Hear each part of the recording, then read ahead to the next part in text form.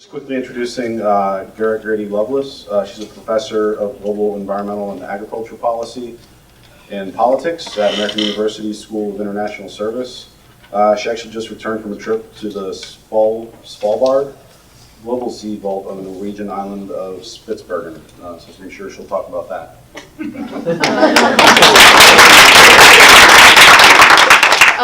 Firstly, I just want to say it's such an honor to be here, and this is my second year, and I've learned so much already in the last hour, and I just want to thank all of my colleagues and now friends on this panel, and it's really, this is a growing community, and very creative, and open-minded, and critical, and all of the good attributes that I think really have the potential to make change on a larger level, so it's really an honor to be a part of this community. So, this talk is about agricultural biodiversity, a lot of syllables there. It's a huge concept, agricultural biodiversity. What does it entail? It entails not just the diversity of seeds, cultivated crops, but also all wild relatives, the weedy relatives of the cultivated crops that we know, as well as livestock, pollinators, soil organisms, soil bacteria, some of the stuff Casey was talking about. Across all scales of reference, agricultural biodiversity is nosediving. It's declining rapidly as we speak, as we sit here. So just a few stats from the FAO. In the last century, the world has lost 75% of its agricultural biodiversity. It's just gone. It's just not there anymore. In China, 90% of the rice varieties have disappeared since the year 1900. Mexico has lost a little less than 80% of its maize varieties. India has lost over 90% of its rice varieties, and the US has lost a little under 90% of its fruit and vegetable varieties. These are interest-specific as well as the species alone, so in between species as well as across species. Now, the estimation is that from here on out, unless there's major interventions, the world will lose 1% of the remaining crop diversity each year, and livestock is faring even worse. So the heritage breeds of goats and chickens and all the kind of animals that humans have been eating for a long time are decreasing 5% each year of the existing varieties, number of varieties. So these are stark figures. And the question that I ask, I'm currently writing I've been writing for a while, and I'm now finishing up this winter a book about agricultural biodiversity loss. And the question is, what's caused this? And the answer, of course, is monocultures, the growth of monocultures or monocropping systems. But I begin by saying that monocultures are not new. We kind of think of them as being a 20th century phenomenon, but the book starts off by saying, actually, there's been centuries of monocultures that have exploited large areas of the Americas in particular and brought about slavery, land degradation, and genocidal displacements of native peoples. So in thinking about the green and the gene revolutions of the 20th century that really have taken monocultures from being islands amidst larger networks and landscapes of agrobiodiverse heritages to being the majority of farming systems. The majority of our farming systems are monoculture. The question is, we don't want to romanticize the past. So the past agricultures have been filled with a lot of trauma. So when we think about what a biodiverse landscape could be, we want to take what has worked in the past, but also think about a very equitable system where we're using biodiversity in the field, but there's a fair amount of labor, fair labor, and a dignity to growing food and agriculture. So we're now in a system where there's a massive array of biodiversity loss. Why is this not really on people's minds, this crisis? We know of lots of different crises that are happening, but the crisis of agricultural biodiversity loss, I argue, is an invisible crisis. Why? And I think it's because conservation usually thinks about, let's save the panda, these charismatic megafauna. Elephants, we love them. Let's conserve their habitats. Lions, these kind of very charismatic, beautiful, large animals that are about our size or a little larger. But agricultural biodiversity doesn't have any megaflora. In fact, that's kind of the antithesis of what it is. So the fact that this village in Laos loves its particular rice and this little community in Appalachia loves its pole bean is actually the beauty of agricultural biodiversity, that each little village has its own beloved variety. The fact that so many of us eat red, delicious apples is the problem, not the solution, that we all know what that variety is. So there's this invisibility about it. And also, seeds, for most of us who don't farm, are kind of peripheral. Who thinks about seeds? Or they're even a nuisance, like the huge, growth in seedless watermelons and seedless fruits. They're kind of in our way at best and peripheral. So part of what I'm arguing is the decline in agrobiodiversity is just now being thought of as a problem. And so we've got a lot of scientists beginning to look at all the different nuances of bacterial and epigenomic and agronomic diversity. And there's a growing body of knowledge about how important biodiversity is, how many benefits there is from nutrients to ecological resilience to cultural diversity that agriculture biodiversity confers. But the more we know about its values, the less is actually happening. There's an inverse relationship between how much we know and what's actually happening in the fields. So now, in thinking about how it's being saved, first we're going to look at where the biodiversity happens. So if you look at the entire world, it's pretty much understood that there are pockets of high biodiversity, agriculture biodiversity. These are called centers of world origin and diversity, and they happen pretty much around the world, some regions more than others. So Mexico is where corn was domesticated, but there's biodiverse regions in the Hopi lands and in certain parts of North America. Potatoes were domesticated in the Andes. Ethiopia is a biodiversity hotspot. It's where coffee was domesticated, sesame, many of the crops, and of course the Fertile Crescent is 10,000 varieties of wheat, now dwindling rapidly. So in response to the crisis of agricultural biodiversity in the 60s and the 70s, as the Green Revolution was really happening, a few scientists and policymakers said we need to really think about saving the existing germplasm, genetic resources. So 15 centers were set up, international agricultural research centers. 11 of them have large seed banks, and they've done a nice job of collecting germplasm from all over the world, little fields, little gardens, and putting them in centralized locations. Doing good work. Really important. I commend the CG group. Also, national gene banks. Do you all know where the U.S.'s national gene bank is?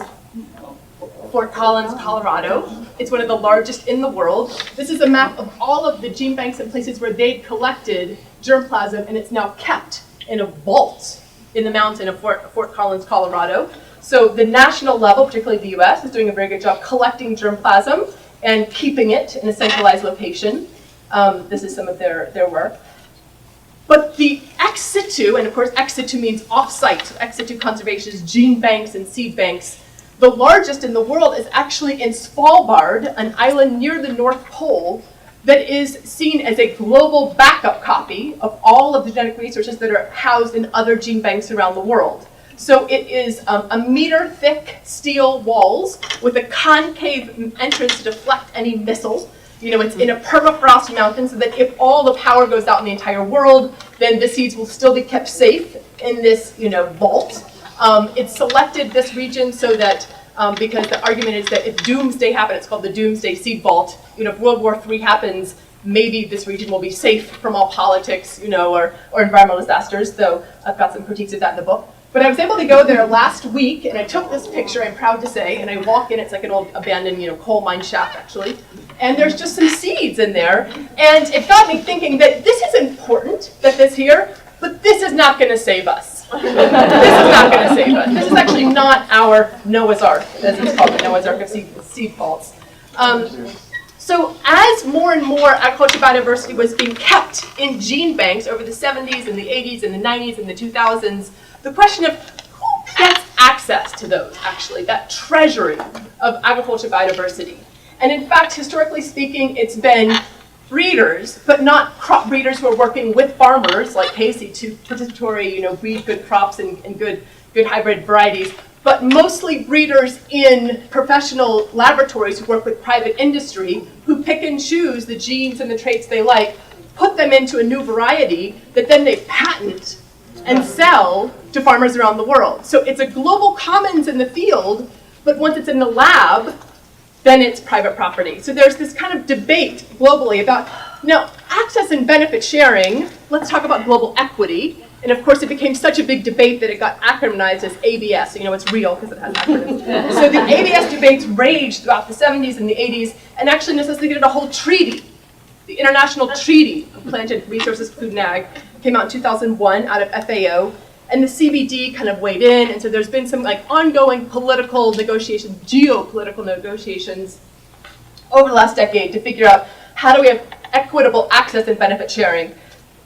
It's kind of problematic, they haven't solved much, but they put forth this idea of farmers' rights, which says that breeders have a lot of rights when it comes to intellectual property right and general laws about policy, but farmers actually have a dwindling amount of rights to save seed, buy local seed, sell seed, without paying each year for an annual input, having their seed be purchased each year. So this question of farmers' rights and the expansion of farmers' rights is very important when we think about how do we really diversify our farming systems and keep agricultural biodiversity alive in the fields. As farmers' rights are declining, even though they were mentioned in the treaty, they have been declining precipitously for the last few decades, the rights of companies or industry has grown. So there's a correlation between the decline in biodiversity of the actual crops and a decline of economic diversity, of markets, of companies. So you've got less and less seeds and varieties being grown in the field and less companies in control of those seeds in that germplasm. So a homogenization is happening in the economic and the ecological level that is important for us to think about. So part of how that happens is that farmers are in a bind increasingly. Inputs cost money. That's over in the next slide here.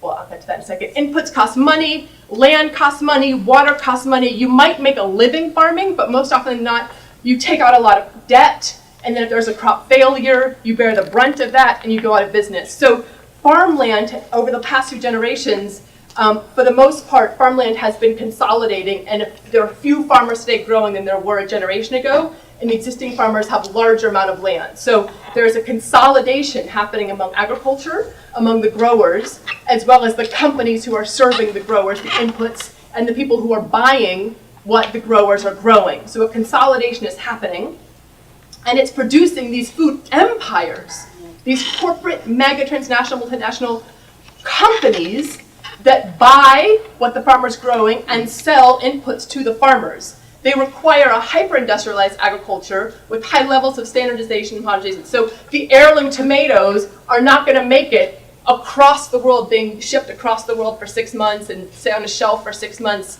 So the food that this corporate food empire system requires has to be divorced from time and place. It cannot be seasonal. It cannot even have some kind of internal decay mechanism. It has to be kind of look the same this year and then next year.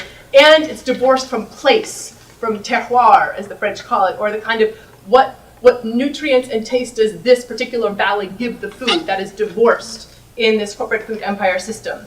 So it produces low farm gate prices, oftentimes, which of course puts downward pressure on the farmers. And are the products cheaper? The argument is we need the system because the food stuff is cheaper. This produces cheap food. However, on one hand it does, both domestically and globally, but that food price is so volatile and so susceptible to food price spikes like the 2008 that it's a susceptible and deceptive cheapness that has a lot of externalities, as we know. So one way to think about the agri-food system is that there's a lot of producers in the world, and we all eat, where there's a lot of us who consume, but very few people who actually control the processing, the distribution, and the manufacturing of the foodstuffs. So these people in the middle have a great deal of power, and just a few. And of course, on the producing side, there's been a rise of cost of inputs as well, which is the more downward pressure.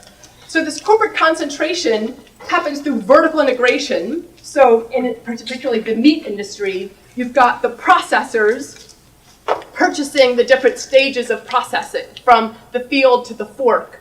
You've got many different stages and one company owning a lot of those stages. So they can then control the price and what they sell it for and the conditions therein. And horizontal integration, which is I'm a company, you're a company, I did very well last quarter, I'm going to buy you out. The mergers and the acquisitions. So there's a dominance on the part of the competitive playing field. And then there's a captive supply in the meat industry. The CAFOs, the confined animal feeding operations, need cheap grain. They require falsely cheap grain. There's a captive supply based on the meat industry.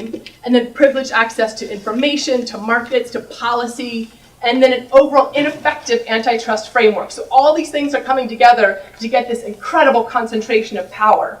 And then just some details, you've got just a handful of companies controlling an enormous amount of the market in seeds and pesticides and fertilizers, in livestock in particular. And then, of course, in coffee, you've got lots of producers, lots of consumers, yet just a handful of roasters.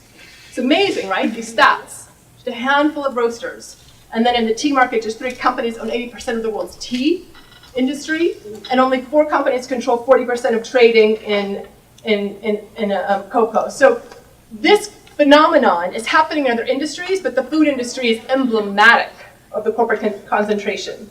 And of course, you can see this within the seeds. Casey was talking about this. But a certain group of companies have bought out all the other smaller companies and thus have a great deal of power over our food system. This manifests in branding where it looks like you're buying, Mother Nature, local, it's like written in, handwriting, it looks hand-drawn, but it's actually just owned by Kellogg, So even in the branding, it looks like diversity, but in fact it's not. It's anti-diversity on the economic level and thus on the agroecological level. So in terms of the food dollar, you're buying a lot, maybe for your particular Cheerios, but actually such a small fraction is going to the farmer, and these middlemen are getting so much of that dollar. So there's an analysis here of in the world you used to have many different markets. In this small village in Kenya, a market system and a currency. Brazil, in this small community in Brazil, you've got your own set of values that you're kind of trading in the marketplace. For better, for worse, you've got all kinds of different economies and tastes and cultures. But in the last few decades, we have this incredible homogenization, so that every little village or community now has to think about their pricing and their inputs based on this one global market. And so the effects of this are, it's unprecedented, the food system we're in, it's unprecedented. And it's very vulnerable, both ecologically to climate change and tending to crop failure, and economically. It's very volatile, it's very susceptible. This is happening on an international level through trade regimes, and just a quick shout out to say that the US is in negotiation right now with major trade treaties in the Pacific Rim nations, but also with the EU. And the EU, there's a huge grassroots movement happening right now to question TTIP, is what it's called, is the acronym, and the effect it will have on farming, on the environment, on energy. They're terrified, frankly. I was just, I'm in communication with a lot of these leaders. In the US, there's very little knowledge, even, that our leaders who are working, they're closed deal negotiations, industry leaders and heads of state. One of the largest, this is like NAFTA on steroids, one of the largest free trade agreements ever thought of. And there's not even any knowledge of it, much less forum for engagement or learning more about it. So this corporate concentration has huge political influence. Environmental Working Group is doing great work chronicling that, the kind of corporate lobbying. But also legislative, the Bowman versus Monsanto Supreme Court case is huge, 2013, look into that. But also epistemic influence. It's dominating our universities, our land-grant institutions, our universities. So you have the money that the USDA used to pay for research is declining, and now much of the research on our seeds, on our farming systems is paid for by industry. This is very profound if you think about it. Even our regulatory system depends upon industry picking out scientists they want to test their seeds and then giving them money, licensing with them. It's a very interesting situation. And then just general trends in funding, epistemic influence. So according to intellectual property, innovation happens in the laboratory, but not in the field, another epistemic.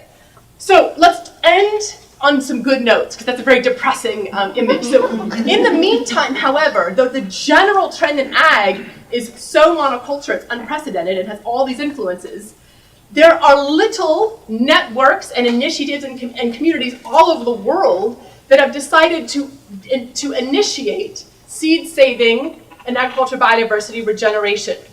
Oftentimes they are for political reasons, under the premise of seed sovereignty or autonomy or interdependence, independence, but they're happening in the US, on Native American reservations a lot, internationally through the Via Campesina. The Nayakrishi Andolan is a women-led seed-saving movement in Bangladesh. There's movements in India, the Diverse Women for Diversity. Sin Maíz no País is in southern Mexico, saving corn varieties. Haiti has some very beautiful seed sovereignty movements happening. I did my own research in central Appalachia, which is a micro center of diversity for beans, in particular, beautiful, beautiful beans, tomatoes, cucumber, and other vegetables. And it's a region that has been seen as underdeveloped for a very long time and that is facing a lot of health challenges. And I think sometimes, Jamie Oliver's doing great things, and he had that whole program where he went to West Virginia. But I just feel like instead of just critiquing people who are suffering from the effects of an industrial food system, it might be more interesting to acknowledge and celebrate local food traditions and their historical heritage as being precedents for a future agricultural tradition. So in Central Appalachia, I worked with a lot of different groups all throughout Kentucky and Georgia and Virginia and West Virginia, and there's tiny little initiatives, very beautiful work in saving old seed varieties. So this is in Louisa, Virginia, seed swaps all throughout eastern Kentucky, seed legacy happening in Virginia and Georgia. And then last year, or these years, there's a big Heritage Harvest Festival by Southern Exposure Seed Exchange, whom Casey mentioned. So finally, some of these very small-scale seed networks are getting a little more leverage, in part because of chefs who are kind of weighing in and saying this food is very gourmet. So there's an interesting kind of convergence, I think, that could be very powerful. These are some other seed tasting events. And then the other group that I've worked with a lot is the Potato Park in the Peruvian Andes, which is 6 indigenous communities that banded their land together in a formal new territorial designation to repatriate seeds, native potato varieties, from the gene bank, the big CGIR gene bank in Lima, back to the fields. And it set in motion a whole regeneration of native potato varieties and adapting them again. And also the youth were very involved in it. So it was a way to celebrate agrarian traditions that have for a long time been thought of as lesser, as underdeveloped, as less productive, even though some of these traditions, or many of them, are producing food that is highly nutritious as well as very adaptive to climate change. So they're working on agro-ecotourism as a means of building livelihoods around agricultural biodiversity. So would-be Machu Picchu trekkers now can look around at the farms that are farming very biodiverse native potatoes. Celebrating cuisine that has historically been seen of, there's been a lot of denigration of some of these cuisines. The guinea pig is the main meat source and very diverse potatoes, but now that's being celebrated as very nutritious and kind of culturally dignified. This is me working with some of the women who are keeping alive traditional varieties of quinoa, kiwichi, beautiful grains, hyper nutritious, and thinking about how to sell them, but also keep them for food security reasons. Actively breeding old varieties, but keeping them open pollinated. So if you have questions, I can talk about the Peruvian case in particular. And then there's an idea of suma causai, which is a Quechua term that's now in the Ecuadorian constitution and the Bolivian constitution and in Peruvian legislation as being an economic goal in lieu of standard models of development. So the idea is the standard model of development where you just kind of go from being traditional to being high mass consumption doesn't work, both environmentally and culturally and socially. We need a different model of what quality of life means. So suma causai technically means living well or good life, though sumac, I'm practicing my Quechua, and I was with a little community that was having a meeting, and there was a little cat running through. And I said, sumac bichi, which means what a good cat, what a good kitten, thinking I would impress them with my Quechua. But in fact, they looked at me and said, we don't eat cat. So actually, sumac means delicious. It's very cheap. So living deliciously, as an idea in the political level. So those are now in the Constitution, and I think have a lot of possibility for us to think about what would it look like to have an agriculture that celebrates not just food security, like empty calories fill your belly, but what would delicious and nutritious food as the goal of food security and agricultural policy look like. So a high level of knowledge is needed for agricultural biodiversity, knowledge that has been historically denigrated, frankly, along oftentimes gender lines or race lines or class lines. So revaluing the knowledge of growing small scale or growing for a local market instead of just mass-produced high yield, I think is part of what we need to do. Celebrating agricultural traditions and heritages that have been kind of peripheralized, particularly the Native American traditions in the US, which are really treasuries of agrobiodiversity and the knowledge and the labor of cultivating it. This is in Appalachia as well. And finally, the political opportunities for this.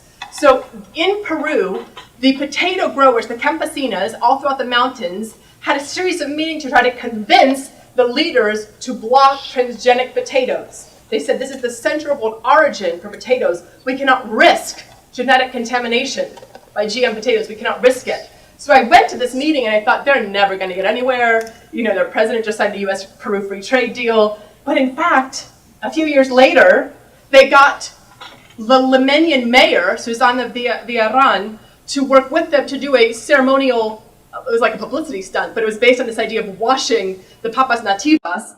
And thereafter, they partnered with the celebrity chef, do you all know Gaston Kudo? He's very famous all over South America, who has been celebrating and revaluing Peruvian agrobiodiversity. They all partnered together, and Peru has a 10-year moratorium on all GM seeds, foods, or fish, which is like a Argentina is all soy, GM soy. So it was the celebrity chefs working with the farmers who did this. It's very powerful. So in the U.S., what would it look like? What are we aiming for?